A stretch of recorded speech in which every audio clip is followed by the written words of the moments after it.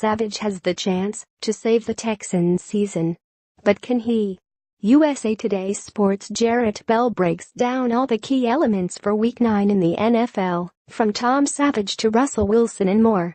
Pressures on Tom Savage. Back in the lineup after Deshaun Watson's sensational rookie season was derailed by a torn ACL, the Texans quarterback isn't equipped to run Bill O'Brien's offense as Watson would. But with Indianapolis visiting and Houston merely a game out of first place, throwing for his first NFL touchdown and avoiding big gaffes would represent significant progress. No, the season for the Texans is not over yet. But Savage must be better than the sack machine he was before getting benched in the opener. Or else. Russell Wilson, including the desperate 452-yard, 4 TD showing to outlast Deshaun Watson, the Seahawks quarterback has thrown for 786 yards and 7 TDs the past 2 weeks to keep alive a winning streak that has hit 4 games with Washington visiting on Sunday. Wilson passed for fewer than 200 yards in 3 of his first 5 games this season, but now averages 286.9 yards, on pace for the highest of his career. Seattle needs it, given its sputtering running game. And Wilson must stay healthy. Obviously. The mobility Wilson didn't have during last year's injury-stung season has returned, allowing for great escapes to avoid spotty protection by throwing time and add juice to the running game too. All told, Wilson has emerged as an under-the-radar MVP candidate. Ezekiel Elliott vs. Chiefs run defense. This space was previously pegged for the Dez Bryant-Marcus Peters matchup of fiery competitors. But Elliott's suspension is on hold again, which is big trouble for a unit that allowed Denver to run 177 yards on Monday night and for Le'Veon Bell to shred it for 179 in Week 6. Elliott is coming off a 33-carry, 150-yard game at Dallas and has found rhythm with 3 consecutive 100-yard games. Kansas City's 29th-ranked run defense is allowing an NFL high 4.9 per rush, which means the formula is no secret. Run Elliott, control the clock and keep Alex Smith the Chiefs' explosive offense off the field. Picks. USA Today Sports staff picks for Week 9. More NFL Week 9 kickoff times, TV info, game breakdowns. Brock Osweiler. Of all the backup quarterbacks in the lineup, the Broncos switch to Osweiler wasn't due to an injury.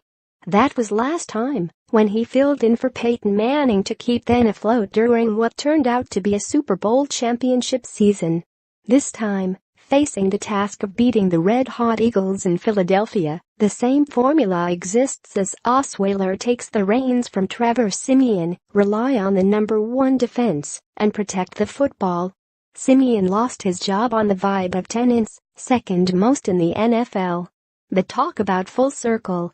Osweiler, 18 months later, is back where he might have stayed in the first place, before stops in Houston and Cleveland, plus 1 huge contract, allowed John Elway to get him off the scrap heap.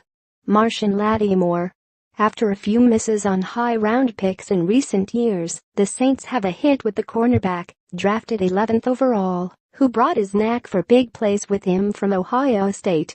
That's one reason New Orleans' resurgence includes an upgraded defense. Finally, after wallowing among the worst in the league for several years, the Saints are 17th against the pass. That's huge when considering that it wasn't too long ago when New Orleans allowed more yards and TDs than any unit in NFL history. Lattimore, the first Saints player since Reggie Bush to win Rookie of the Month honors, will get a stiff test in trying to contain Mike Evans when the Bucs come calling on Sunday. Lions at Packers.